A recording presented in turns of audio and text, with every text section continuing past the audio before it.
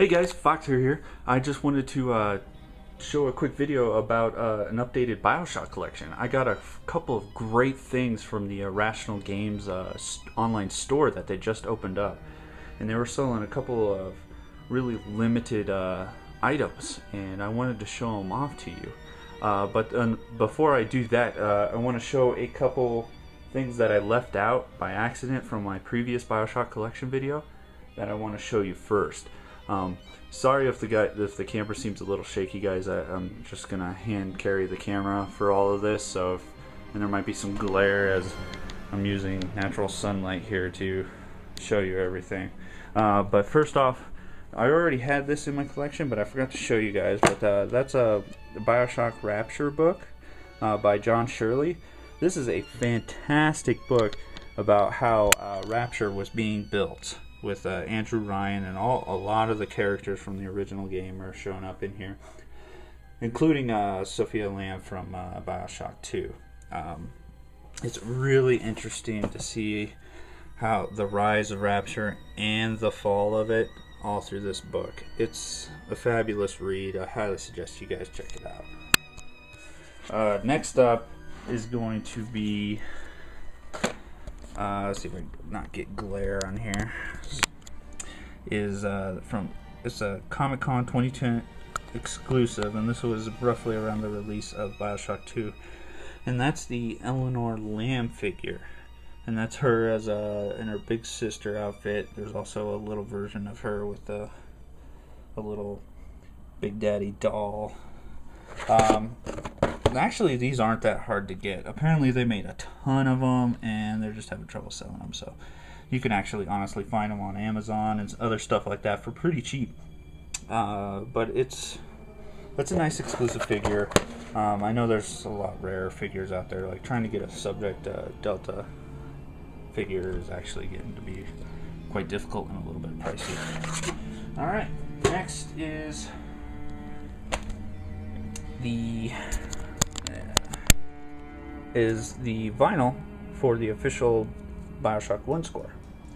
Now this came packed in the collector's edition of Bioshock 2, but I found this really cheap. I got it for like $4. It's sealed. I know it says Bioshock 2 right there, but it is the score from the original Bioshock. Now, of course, I don't have a record player, although I'd like to get one day because I hear the quality of a record, the sound quality on a record is actually fantastic. So, and then I'll open this one up since I already have one that's sealed too. Alright, now that I'm done with that, I'm going to show you guys the new stuff that I got. First up, that's probably not a limited print at all. That's going to be a Bioshock hoodie. Now this isn't a pullover, it's a zip up, as you can see right here with the zipper. But that's the kind I usually prefer. That way if I get a little warm, I can just, unzip it as opposed to taking the whole thing off. But it's a really dark gray. The material's really thick, nice. It doesn't feel cheap at all. I love the emblem on the front. It's like the one from the Bioshock 1 collector's edition. It's not too flashy, but it's there. And hey, there's a Bioshock fan right there. I'm going to love this, wearing this in the fall and the winter.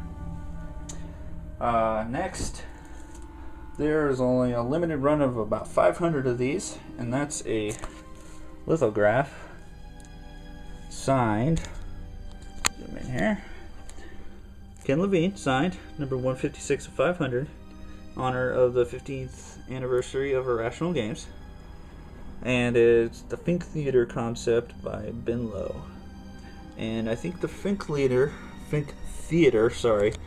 is actually going to be from Bioshock Infinite.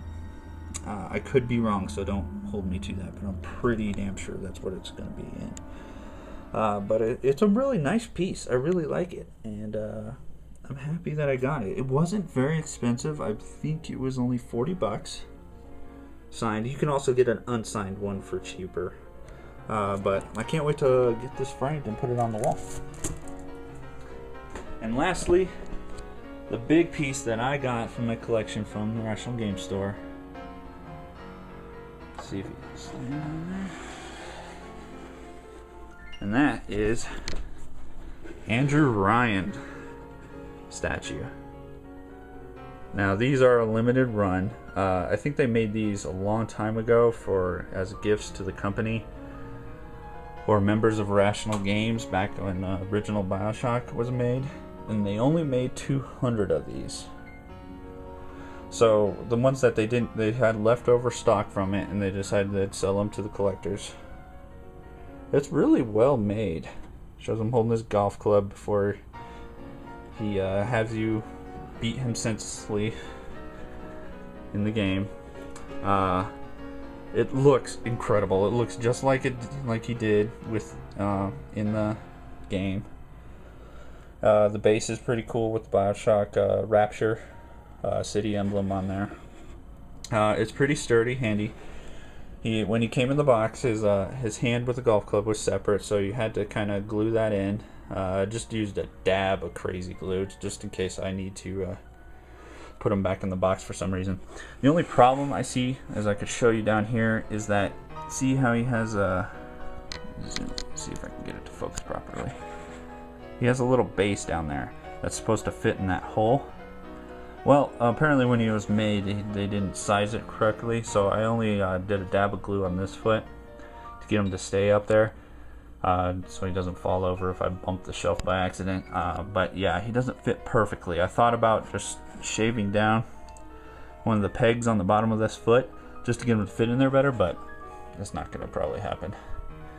And on the bottom, we got, I'm not sure if that's going to be a 16 or 91, either or, but that's the number of 200.